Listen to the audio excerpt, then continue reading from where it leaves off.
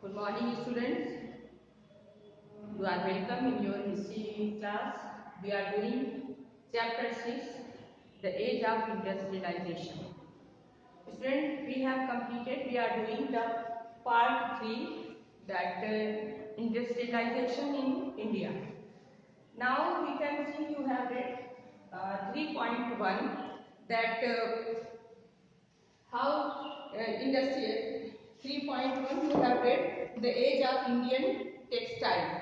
Now students, you have read that before the industrial development, Indian India had a leading position in cotton and silk textile. The Indian cotton and silk textiles that was dominated all over the world. There was great demand of Indian fine quality of cotton and silk in international market. So at that time there were some important seaports and trade was carried on land and via sea also. The important seaports that were Surat, Hubli and Masulipatam, and loaded ships were carried on to different other parts of the seaport of the world. And in this network, in this trading network, mainly the Indian merchants and bankers were involved. This trading network was completely controlled by Indian merchants and bankers. But gradually, as the British companies or as the European companies, they had started coming to India, and the Britain has established its monopoly to trade. It got some concession and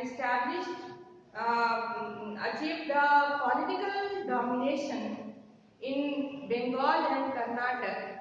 It had established its monopoly. Monopoly means ekadhikar, and a monopoly to trade. Now, slowly the Indian trade started declining. As the new seaport developed, they were Bombay and Calcutta, and the trade that was carried on from these two new developing seaports, Bombay and Calcutta, that was completely controlled by the British trading company. And as a result of this, the Indian merchants and bankers, slowly they had lost their importance. Many of the bankers, they had become bankrupt. Now we shall see that in this changing situation, what would happen with the Indian weavers? What happened to weavers?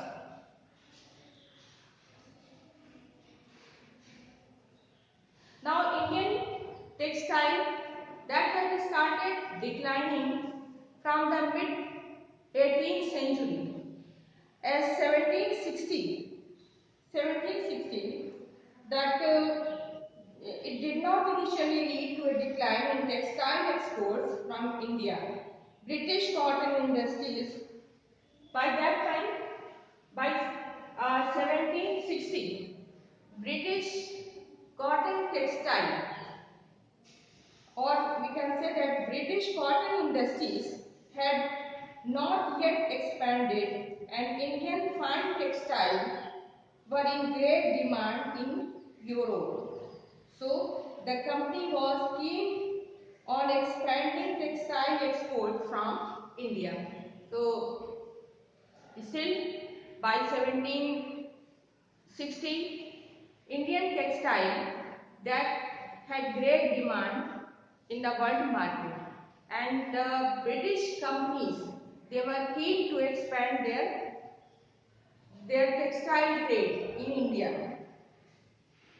Before establishing before establishing political power in Bengal and Karnataka in 1760 and 1770, the East India Company had found it difficult to ensure a regular supply of goods for export.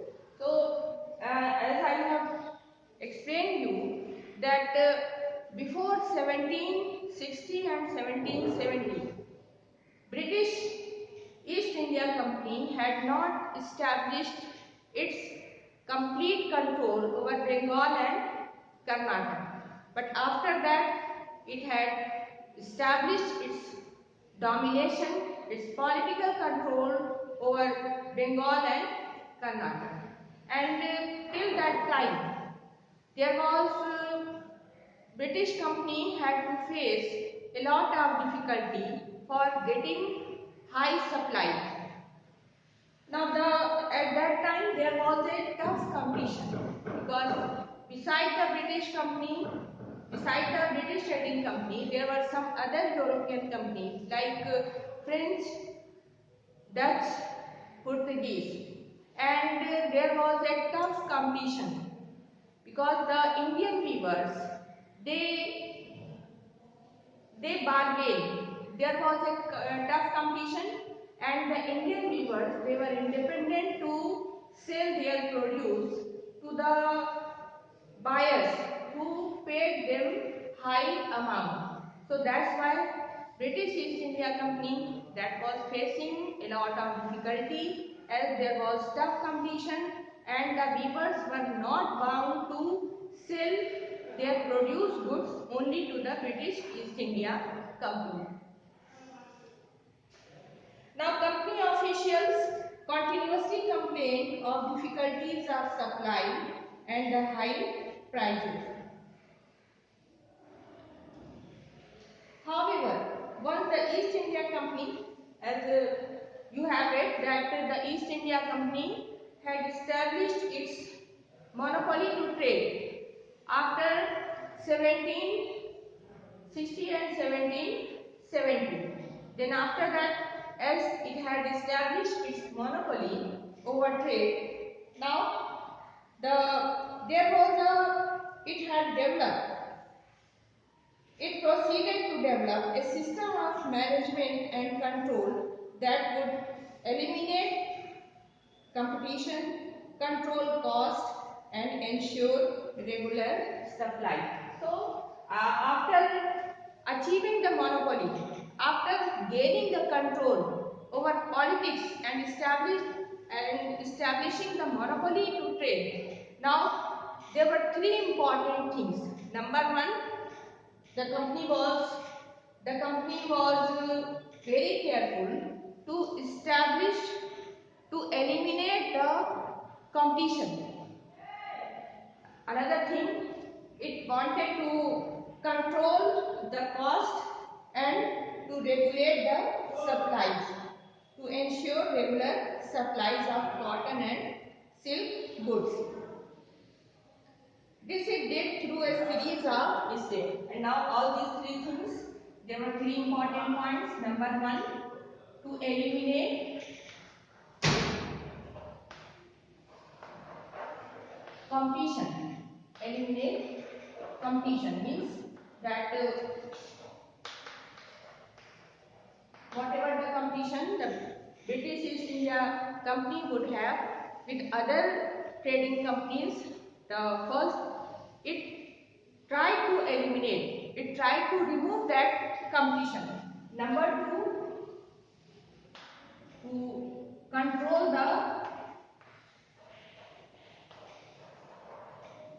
the price, to control the price, and number three, to make sure the regular supply, to make sure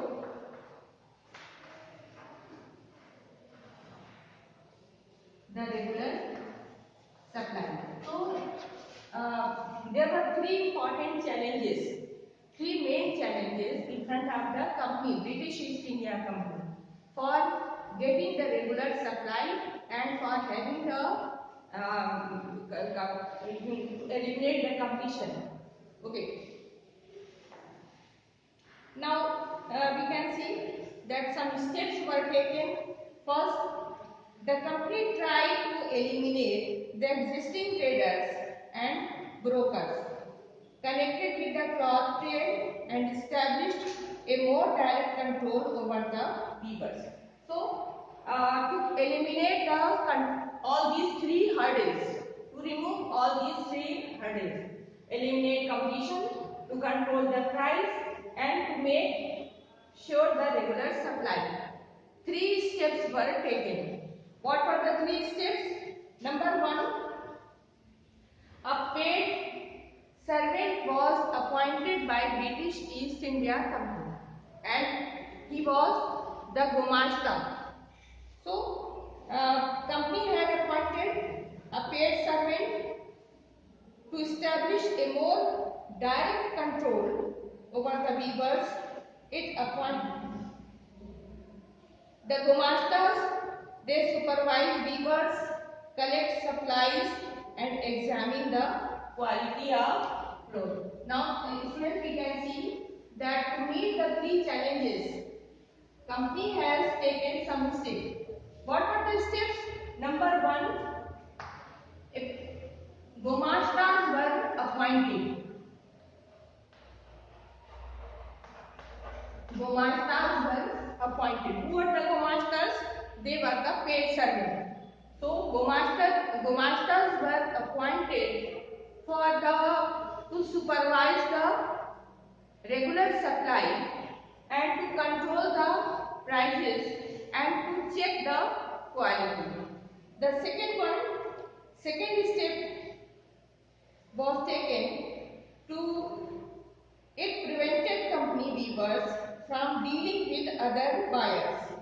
So another step was taken by the company that it controlled it controlled the weavers to deal with the buyers. Now the weavers, they could not deal with the buyers. For this purpose, company had provided the advance loan for purchasing the raw material. Now class, you can understand, when the weavers, they had received the advance money for purchasing the raw material, it became bound to sell their finished good with company's person, with Gumashta. So in this way, the second step was taken and it prevented company weavers from dealing with other buyers, and for this the company had provided advance loan, and once an order was placed, the weavers were given loans to purchase the raw material for their production. Now those who took loans had to hand over the cloth they produced to Gumashtas. Now in this way, those who had accepted the advance loan, they were bound to sell the produced good in the hands of Gumashtas. Okay. Now as loans flowed, as advance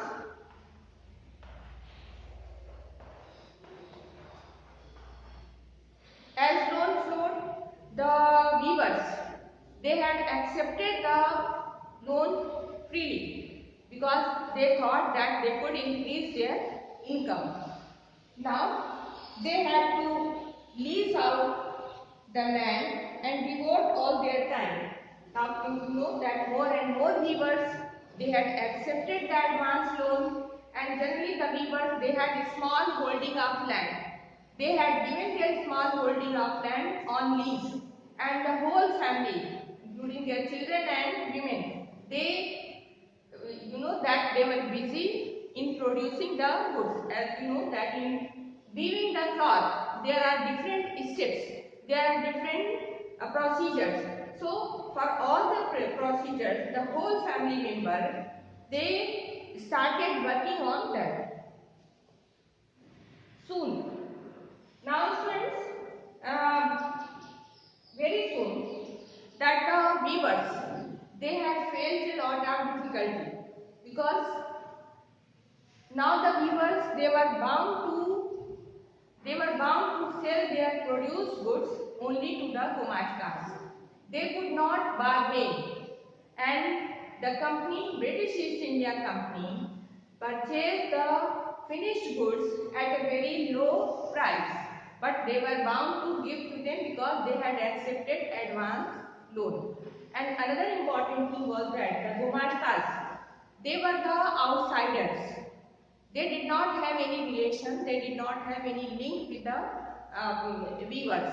So generally, whenever they entered into the weavers' village, they treated the weavers very brutally. They were accompanied with sepoys and peons. They treated the weavers very brutally. Suppose any weaver was unable to produce the goods, to hand over the textile on time, those Gumashtas treated them very brutally. So at different places, news came of the brutal act of those Gumashtas. Many of the weavers, they had become very much disappointed and they had left the weaving. They migrated to different places, to their relatives, and they had set up their looms to different places.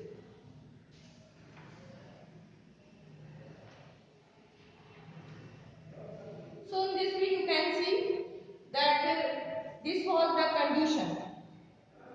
The company weavers, they faced a lot of difficulty. Now, then another thing happened. What was another thing? That Manchester comes to India.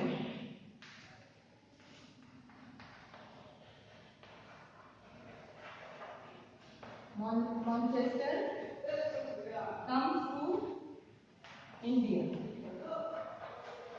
Yes, friends, you know that it is the industrial city of England, and most of the industries and factories were set up in Manchester.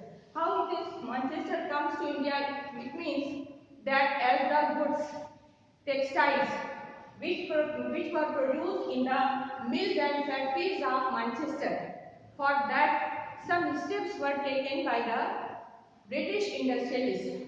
The British industrialists had pressurized the British government to control the import. On the other hand, it also large quantity of cloth, produced cloth, that had started exporting to other countries like India. Now you can understand that on one hand, in Britain, the import was controlled. The textile that was produced in India, that could not import, that could not export on to the England, because the import duties that had become very high. On the other hand, the industrialists, and they had pressurized the government for selling the finished goods or the textiles in Indian market. Now at that time, the textile which was produced by the industries and factories of the Manchester, as it was the factory produced, the cost of textile was very low. So the Indian weavers, they faced another difficulty. There was a tough competition of handmade textile and factory-made textile. Definitely, the factory-made textile, that was cheaper than the handmade textile, and there was demand even in the internal market. The internal market for Indian weavers that shrank, that became very small. Very few people, they purchase the handmade produce, because the cost of handmade produce, handmade textile was higher than the factory produced textile. On the other hand, by 1860, because of the civil war with US, that the supply of cotton yarn that was stopped. As a result, most of the cotton thread from India that started exporting to Britain. As a result, in India there was shortage of yarn, and the weavers they faced a lot of difficulty to purchase the raw material, to purchase the yarn for weaving the cloth. As on one hand, the yarn was very costlier than earlier. So that was the another difficulty. So in this way, students, you have read that what were the difficulties, what were the problems the Indian weaver faced. Thank you. Have a nice day.